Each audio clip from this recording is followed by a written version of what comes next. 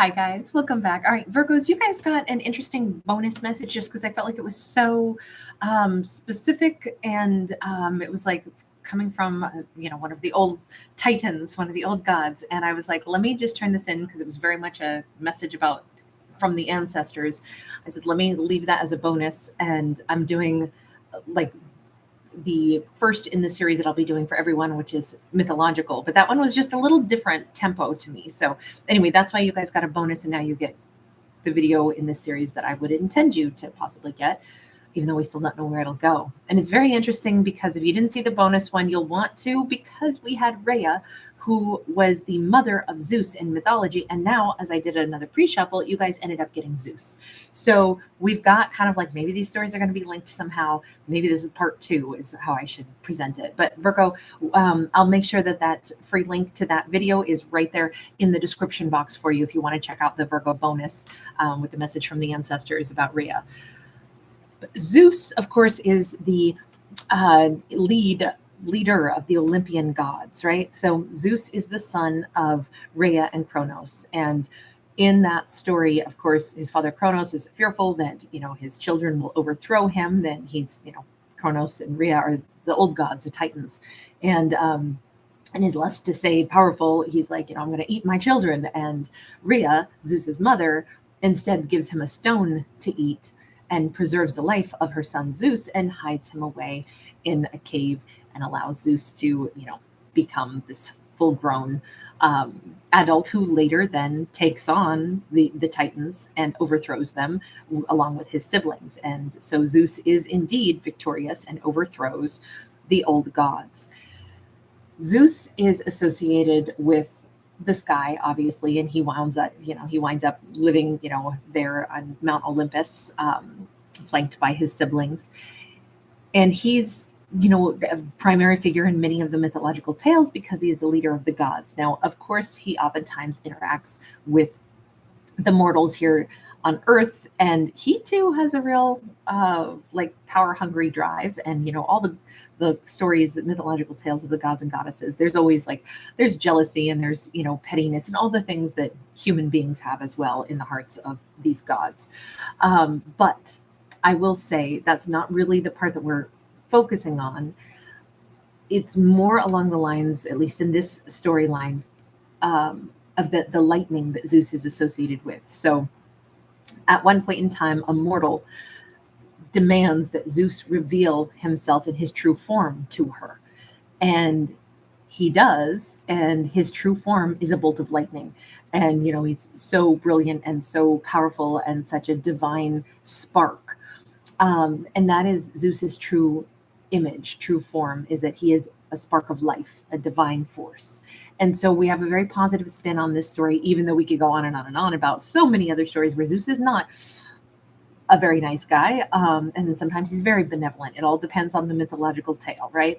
But in this story, just know that we're going to keep it with the inspiration that the author of this deck chose to attach. So this is about a divine spark. This is about either Virgo about to have some amazing idea that comes to them, or this is about a Virgo who's about to have some massive thing occur in their life. This could be creation. Heck, Virgo could find out they're going to be pregnant.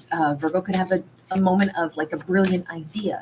Virgo could, have something that a talent or something, and they invest in it all of a sudden, and it becomes the most lucrative business idea or something that goes viral. Let me just take a look and say, where might this spark occur?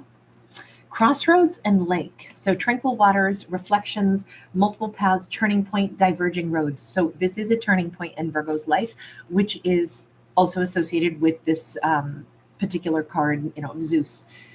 That, like I said, the spark of life, the change, the sudden inspirational move. Now, it happens for Virgo, not necessarily when they're at a lake or crossing a crosswalk, which, by the way, be mindful, don't get lost in deep thought and cross, on a crosswalk without paying attention to traffic. That would be a very negative, life-changing, event. We want to be careful, especially if we're deep in thought. This feels like a Virgo who's at a moment of transition in their life, and I think Virgo's aware of it. They maybe haven't seen what comes next, but they're about to figure that out. This is while Virgo is sitting and reflecting quietly. Now we can reflect and be thinking about, humans can multitask. So we can be thinking about a million things as we're walking down the street. That's hence the public service announcement about be aware of your surroundings always. Especially, I'm a kinesthetic problem solver. Like I have to be physically moving and doing things for my mind to work through problems in my subconscious. That's just who I am. I learned that about myself a long time ago. I didn't know that's why I did that, why I gravitate toward physical activity to problem solve. I didn't put two and two together until I was much older, but I've done it my whole life. And I always find answers and peace through activity, not through sitting and directly thinking about something, but letting a process happen in the subconscious while my physical body is otherwise busy. So for me, it's like gardening, it's, hiking, it's, doing things, but I still have to be aware of my surroundings at the same time. So I have to say, I'm just describing that because, again, it says our character is being very reflective, but I just want to point out there's more than one way to be reflective. Yes, we can sit calmly and meditate, and some people are wonderful at that, and then other people might be more like what I've just described, where we tend to think about stuff while we're seemingly doing completely unrelated tasks. So I'm just kind of throwing it out there because I happen to be a Virgo, huge Virgo, a double Virgo, in fact, and with lots more all over the place in my placements. And so I always say I don't ever feel much like a Virgo, but then I do like super Virgo stuff. And I'm like, okay. But I just point all that out to say there's different ways to be deeply reflective. And this might not look like Virgo is doing this when in fact they might be, but it's because they're at a crossroads. Sleeping Beauty's dream. Okay, so our Virgo could also, we definitely have strong subconscious in here. Virgo could be dreaming about certain things. They could have prophetic dreams. Let me just ask, universe, is there a message for Virgo that is coming out of the dream state? And when I say dreams, I mean daytime fantasies as well. Whatever Virgo's mind, flits to, that could be like a spark of something special. We got the Two of Wands. It just keeps saying again and again, Virgo keeps getting this subconscious hit that I'm at a crossroads. This is a crossroads, and this card literally is crossroads written out. But that's what the Two of Wands is also. I'm sitting here and I'm waiting to see which route I take, or I'm waiting for something to pass by my line of vision, and then it'll be go time. And I think if Virgo's having dreams, they may have dreams of waiting. They may have dreams of looking out a window. They may have dreams of things, floating on by. They may have dreams where there could even be a sense of like anxiousness, like I need to do something. What is it? I need to do something. What is it? Or my God, I keep waiting and waiting and waiting. It could be more of a sensation that Virgo picks up on, but there could be other symbolism as well. Now, bear in mind that, the eagle, the bull, lightning, those things are also symbols associated with Zeus. And I'm almost picturing, I don't know if somebody's going to see someone dressed up as Zeus for like Halloween or something, but we may have, or maybe Virgo knows somebody who's like, they've got that shock of white hair, and Virgo's like, God, that person reminds me of Zeus. That could be something that just as a side note, Virgo may see that, may see somebody who looks like that. So in day-to-day life, but all those could be the little symbols that say, I'm aware something's changing. I'm aware I'm about to make a new decision. I'm aware that my life is not going to be the same anymore. I just don't know what that means yet. Universe, can we be less, obtuse here? Can we get to okay, the Chariot. The universe says, darling, it's coming at you. You're not going after, it's coming towards you. Okay, so that's why we have this sitting at the crossroads, sensing something is going to change in my life, but I don't know what it is. That's because it hasn't arrived yet. Virgo, there could be a Cancerian. Now, I always say only emperors and empresses get to ride in chariots. You have to be that level of, status to have your own chariot. And so I'm thinking that this could be, maybe that says that we could have, an Aries emperor coming in, or maybe we could have a, Libra Taurus empress coming in. I know that's not associated with this card. We just have Cancerian here, but I add the way I interpret anyway, I see it broader. This is an alpha pairing. If this is a single Virgo, Virgo's divine partnership is coming in, but that partnership could be many things. So Virgo gets to kind of have a sense of peace instead of a sense of tension. Yes, Virgo's life is going to change. Yes, there is something coming into Virgo's world and they're sensing it, but they don't see it yet. But it says, Virgo just has to, right now, make space. Think about only Virgo's life at the moment. You notice how it's almost like the sun is opening up the crown chakra. Hang on, what is the crown chakra message then? Because we clearly have, in fact, let me ask it this way. This all feels kind of like we're dealing with the murky realm. And so let me ask, what is the energy that Virgo might be feeling as they're trying to find peace, but they're, having that crown chakra open? Oh, soulmate, twin flame, friendship, romantic partner. Virgo might be somewhere in their subconscious. And you notice how we got a lot of stuff going on up in the head, right? We've got the up and around the head space. Virgo might be daydreaming, or they might have energy that pops into their head right now as their crown chakra is opening and as they're getting more peaceful. They may be envisioning like having a comfort zone with another person, sharing moments with another person. It could almost feel like once in a while Virgo thinks that they're going to go home and somebody's going to be there waiting for them, or they're walking around their house and they're picturing like, going, hey babe, I'm home, and there's nobody here. It almost feels like Virgo might be starting to have like something that feels natural, or they look down at their shoes by the door and they're like, I could almost picture another person's pair of shoes beside mine. Like there's going to be somebody else in my house really soon. And it could just be these weird moments where I don't know how else to say this. It's weird that it won't feel weird when that happens, because Virgo's almost already envisioning it and it doesn't freak them out. I'm not saying that used to freak Virgo out, but it almost seems like this still feels like a very specific message, by the way, for a very specific character, right? But it almost feels like Virgo won't be bothered at all by the concept of somebody else is going to be in my house. Somebody else is going to be sharing space with me. And you know what? I like that idea, actually. The idea of sharing my energy field with another person. That seems to be what's like opening up in Virgo's crown chakra right now. And it's a sense of peace along with that. Almost like Virgo is letting down boundaries right now, letting down any barriers that maybe previously protected their heart. Maybe this Virgo is somebody who had kept themselves safe and sequestered, and maybe Virgo had a heartbreak and then they had to heal from it, and they're just now open again, or opening up to the idea of a romance again. But this opening up to that idea of a romance, it's more than that. It's like, actually, I think I'm okay with the idea of finding my long-term forever partner. I can picture a chapter of my life. Maybe this Virgo was never really ready to meet their forever partner. Maybe this is a change or a shift in Virgo's, like an era of their life.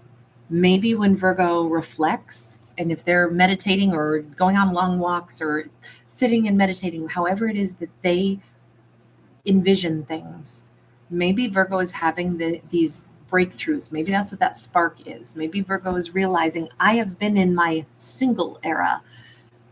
Maybe I've dated, I thought I was heartbroken, I thought I met the right person, didn't end up having it work out. But in truth, I realized that the last, 33 years of my life, I was actually in my single era. I wasn't ready. And I'm realizing now I don't have any of those fears when I think about looking down and seeing somebody else's shoes next to mine, or think about what it would be like to really share space with another person. I think our Virgo is coming into their era where they're ready for partnership. And I'm going to say all of this it's always been up to Virgo as to when they really would have been open to something permanent in their life. Almost like Virgo was not sure that they wanted to be permanent. Not really, not deep down, not in the core of their soul. I don't know that Virgo wanted to be, I'll say, locked down until maybe now. And now it doesn't feel like they'd be locked down. We get the death and rebirth. So definitely a new era. We've got turning that page in the book with the Page of Cups. And we've got the Seven of Swords in the reverse. Virgo is, they're taking off their own mask. It's very interesting. It's not like this Virgo was intentionally telling themselves lies before, but let's say they didn't really, let's say Virgo feared being in a cage, and maybe they looked at relationships deep down as like, oh God, I don't know that I want to have to, I haven't explored enough about me. I haven't lived my own dreams yet. I don't want to live in one house with one person. I'm not ready for that. Not really. I have to have some freedom first. And I think Virgo is just now realizing, oh God, all this time it's been me who wasn't ready to settle down. That's what the breakthrough is. And Virgo is realizing that might be why I didn't find the right person. I wasn't really ready to say, I'm going to stay.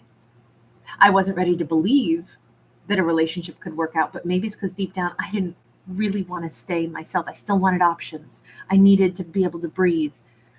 This is a huge breakthrough for Virgo. Even here with these, all this light shining in, I have to say, this Virgo has been single or hasn't found the right person because they weren't ready. And this is Virgo acknowledging it 110%. And they're like, but you know what? I am ready now. So universe, yes, my crown chakra is open. I'm all right. I could see myself forever with somebody now. And deep down, I'm just now realizing I never felt this way before. There's something different about me. That's what the crossroads was. Oh, Virgo, this is the secret Virgo didn't know about themselves is being revealed. That is amazing. Okay, I just want one or two more cards, perhaps on that Chariot, if we can see it. We have the Justice card. We have the Empress. Virgo, I'm not trying to say that Virgo already met the right person and things went belly up because it just wasn't the right time, but this does say Virgo wouldn't have been ready for this particular person until now anyway. But I'm so sorry. I do think this is somebody Virgo already knows, and they're going to be right for Virgo now, and Virgo's going to be right for them now. There's something about the balancing of the karma. There's something about that maybe there was a Libra, since we got really strong Libra on both of these cards, along with some Taurus, but Virgo's ready to be married now, and maybe they weren't before. And maybe likewise, neither was this person. Maybe they met somebody once upon a time, and neither Virgo nor they were genuinely ready, but they were right for each other, just further down in the timeline. That's what this looks like. Can you see anything else here? And then we'll wrap it up. Yeah, Eight of Swords, Nine of Coins. I'm going to say both people shared the exact same, mindset. I'm not ready. I'm not ready. I mean, I love them. I want them, but I'm not ready. And it's not how it came out. They probably had fights, arguments. They probably blocked each other, stonewalled each other. But in truth, it was just that each person had to be single a bit longer. This is somebody from Virgo's past. And yes, they could be a Cancerian, or yes, they could be a Libra, but this is somebody from Virgo's past.